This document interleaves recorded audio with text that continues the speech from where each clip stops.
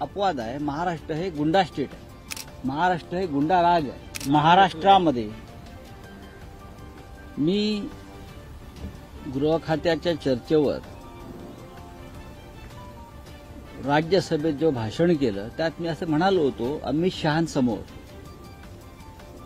की अमित शहानी किंवा या गृहमंत्र्यांनी देशाचं पोलीस स्टेट केलंय. पोलीस स्टेट म्हणजे पोलिसांच्या दबावाखाली सुरू असलेलं राज्य. पण महाराष्ट्र हा त्याला अपवाद आहे. महाराष्ट्र हे गुंडा स्टेट आहे. महाराष्ट्र हे गुंडा राज आहे आणि संपूर्ण महाराष्ट्राचा बीड करण्याचा चंग काही लोकांनी बांधलेला आहे. एक बीड नाही, संपूर्ण महाराष्ट्राचा बीड करण्याचा प्रयत्न सुरू आहे. काल मुंबईत रात्री जो प्रकार घडलेला आहे कुणाल कामराच्या बाबतीत. कुणाल कामरा हा एक लेखक आहे, स्टँडअप कॉमेडियन आहे, वक्ता आहे. तो स्वतःचे शो करत असतो, राजकीय व्यंगात्मक टीका टिप्पण्या करत असतो. त्याने आमच्यावरही केलेलं आहे. त्यांनी आमच्यावरही टीका टिप्पण्या केलेल्या आहेत, आमच्या नेत्यांवर केलेल्या आहेत. काल त्याचं एक गाणं प्रसिद्ध झालं, त्याचं एक पॉडकास्ट प्रसिद्ध झालं. त्यात तो काय म्हणतोय, खाने की रिक्षा असं काहीतरी आहे ना, खाने की रिक्षा, चेहरे पे दाढी. ह्याच्यामध्ये कोणाला किंवा कोणाच्या लोकांना अस्वस्थ होऊन त्याचा स्टुडिओ फोडून धमक्यात देण्याची काय गरज आहे. 50-60 लोक जातात, हातामध्ये लाठ्याकाठ्या घेतात आणि खार परिसरातील ज्या हॉटेलमध्ये हा स्टुडिओ आहे ते हॉटेल त्यांनी उद्ध्वस्त केलं.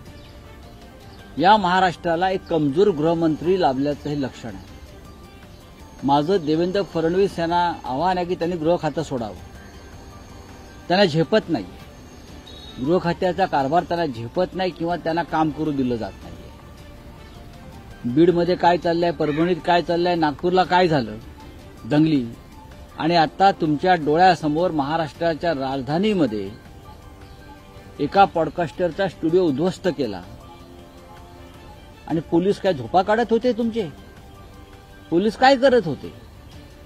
या महाराष्ट्रामध्ये सेन्सॉरशिप लादली आहे. काय केलंय? आणीबाणी लावली आहे. जर आणीबाणी लावली असेल तर मला स्पष्ट सांगा आम्हाला तुम्ही. हो, या महाराष्ट्रामध्ये आम्ही आणीबाणी लावलेली आहे. कलाकारांना, साहित्यकांना, लेखकांना, कॉमेडियन्सना त्यांचे कार्यक्रम आम्ही टीका टिप्पणी करू देणार नाही, लिहू दिलं जाणार नाही, बोलू दिलं जाणार नाही. हे त्यांनी स्पष्ट सांगावं. माझं देवेंद्र फडणवीसांना एक आव्हान आहे की नागपूरच्या दंगलखोरांच्या संदर्भात त्यांनी सांगितलेलं आहे दंगलखोरांना सोडणार नाही आणि जे नुकसान झालेलं आहे ते दंगलखोरांकडून आम्ही त्याची भरपाई करू. काल रात्री खारमध्ये दंगलखोरांनी जे नुकसान केलेलं आहे त्या दंगलखोरांना तुम्ही सोडणार आहात की नाही, आणि जे नुकसान झालंय ते तुम्ही या दंगलखोरांकडून भरून घेणार आहात की नाही, हा एक सामान्य जनतेचा प्रश्न आहे. महाराष्ट्राच्या राजधानीत तुम्ही गुंडाराज चालवताय. बरं, अशा प्रकारची गाणी निवडणूक काळामध्ये सगळ्यांवरच आलेली आहेत. रिक्षावाला, दाढीवाला, गद्दार, गुवाहाटी, तुम्ही गाणी पहा त्या काळातली. आमच्यावर केली आहेत, त्यांच्यावर केली आहेत, केलेली आहेत ना. मग आता एवढी सुरसुरी का आली काही लोकांना? कशा करता आली? हे गाणं जे आहे त्यात कोणाचा उल्लेख नाहीये, कोणाचं नाव नाही. या गाण्यावरती काही लोक रात्री बेभानपणे नाचली बरं का, असं मी पाहिलं. लोक नाचताय, त्याचा राग आला का? मग दाढी काढा, तुम्ही दाढी काढा ना. तुम्हाला दाढीच्या विषयी एवढं, स्वतःच्या दाढीविषयी, म्हणजे सगळ्या दाढ्या माझ्याच आहेत, तो ज्या दाढीवाल्यावरती कोणी काय म्हणतंय ते माझ्यावरच बोललं जातंय असं त्यांच्या समर्थकांना वाटत असेल तर त्यांच्या समर्थकांनी दाढ्या सपासट करून टाकाव्यात. काय चाललंय या राज्यामध्ये? महाराष्ट्राच्या गृहमंत्र्यांना गृह खातं चालवणं झेपत नाहीये, हे स्पष्ट दिसतंय.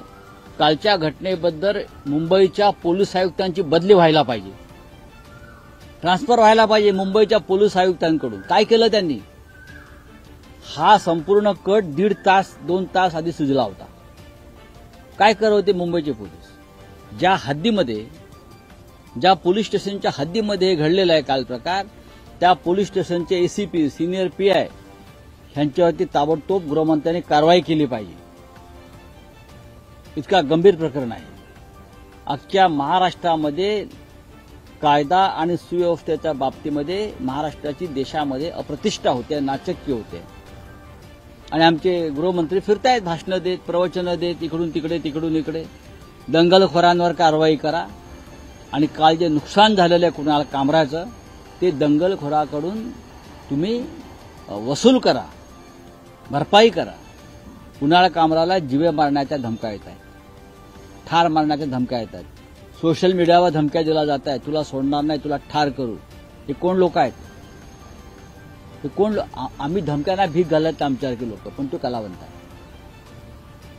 त्याला संरक्षण द्या असं मी म्हणत नाही, पण धमक्या देणाऱ्यांवर कारवाई करा. तुम्ही संरक्षण देणार नाही हे आम्हाला माहिती आहे, पण धमक्या देणाऱ्यांवर कारवाई करा. बोला.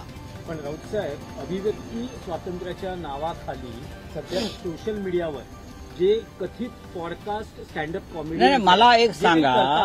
आता कुणाल कामरा आहे, याआधी समय रैना झालं, रणवीर अलाहाबादियावाला झाला, जे काही चाललंय सध्या, म्हणजे विनोदाच्या नावाखाली कितपत म्हणजे सेन्सॉरशिप नको का? तुम्ही आचार्य अत्रे यांचे विडंबन काव्य त्या काळातली वाचली असतील ना? त्यांचे झेंडू अत्रे आणि कुणाल कामरा, झेंडूची समय रैना, हे बघा. नाही, झेंडूची फुलेमध्ये, झेंडूची फुले तुम्ही कविता संग्रह वाचा.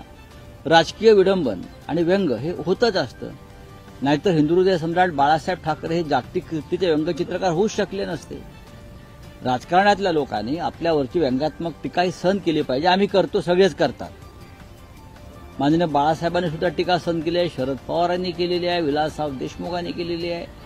प्रत्येक प्रमुख नेत्यानं ही नरेंद्र मोदींचं सरकार आल्यापासून ही परंपरा पडली की टीका सहन करायची नाही. त्यासाठी मग टीका करणाऱ्यांना बंदिवान करणारे कायदे आणायचे, नवीन नवीन कायदे आणायचे, नवीन नियम आणायचे.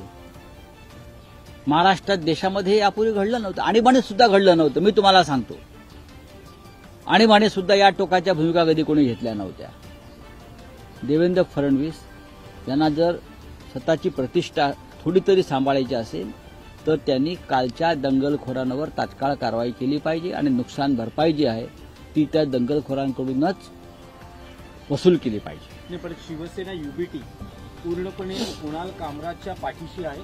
अशा प्रकारे पॉडकास्ट करणारे लेखक, पत्रकारांच्या मागे आम्ही आहोत. बघा, मर्यादा पाळल्याच पाहिजे. मग पॉडकास्टर्स असतील, लेखक असतील, साहित्यिक असतील, व्यक्तिगत टीका टिप्पणी. मग इतके दिवस विधिमंडळात जे चाललेलं आहे ते पॉडकास्टपेक्षा भयंकर आहे.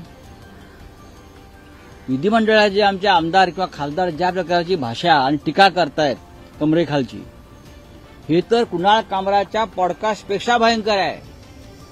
विधानसभेतच हल्ले होतील अशा अनेक झाले आहेत. ते चालतंय का? त्याच्यावर त्या बंधन आहेत का? त्यांना संरक्षण आहे, ते अभिव्यक्ती स्वातंत्र्य आहे. मग लेखक, पत्रकार, कलावंतांना स्वातंत्र्य का नाही? पण भूतकाळात शिवसेनेनंही अशा घटना केलेल्या आहेत. मग प्रसारमाध्यमांवर झालेले हल्ले असो किंवा मग व्यक्ती किंवा नेत्यांवर झालेले. मला एक उदाहरण सांगा तुम्ही. सखाराम बाँडर संदर्भात हा संस्कृतीचा विषय होता. सखाराम बाँडर नाटक, घाशीराम कोतवाल नाटकावरती आम्ही विरोध केला माननीय बाळासाहेब ठाकरेंच्या काळामध्ये. हा आपल्या संस्कृतीचा आणि इतिहासाचा उद्ध्वस्त करण्याचा विषय होता. मला असं म्हणायचं आहे की ज्यांनी काल हल्ला केला त्यांनी प्रशांत कोरडकरवरती का नाही हल्ला केला? छत्रपती शिवाजी महाराजांचा अपमान करणारा प्रशांत कोरडकर हा तुमच्या सरकारच्या डोळ्यासमोर बेपत्ता होतो. शिवाजी महाराजांना शिव्या घालणारा, त्याच्यावरती हल्ला करण्याची हिंमत नाही दाखवली कोणी या लोकांनी. तिथे गांडूगिरी आहे. पण कुणाल कामरा एक साधा लेखक, पॉडकास्टर, त्याच्यावरती हल्ला केला तो. यालाच आम्ही गांडूगिरी म्हणतो. करा ना कोरडकरवरती हल्ला.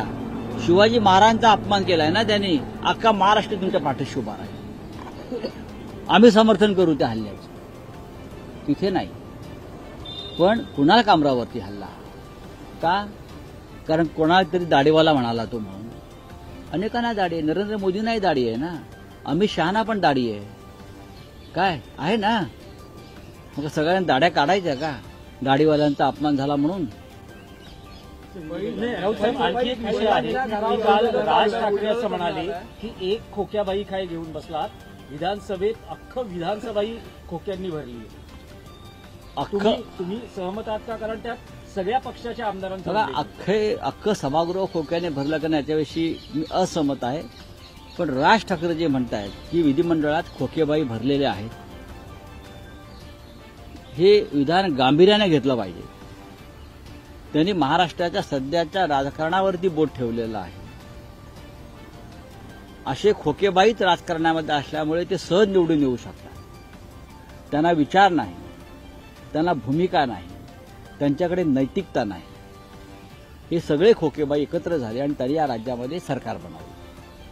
अजित पवारांचं एक विधान चर्चेत आलं आता बुलडोजर चालू आहे. नागपूरचा जो आरोपी आहे त्याच्या प्रकरणातला भयंकरांच्या घरात आता आपण इंटरव्ह्यू देत असताना तिकडे बुलडोजर चालू आहे. बघा, दंगल दोन्ही बाजूने घडलेली आहे.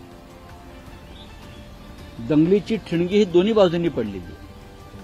हे लक्षात घेतलं तर सरकार एकतर्फी कारवाई करते. दंगलखोरांवरती बुलडोजर किंवा त्यांच्यावरती ऍक्शन व्हायला पाहिजे. पण दंगलीची सुरुवात ज्यांनी केली ते तुमच्याच पक्षाचे कार्यकर्ते, ते तुमच्या विचारांचे समर्थक आहेत. औरंगजेबाच्या कबरेचा मुद्दा कोणी काढला? ते तुमच्या मंत्रिमंडळामध्ये आहेत.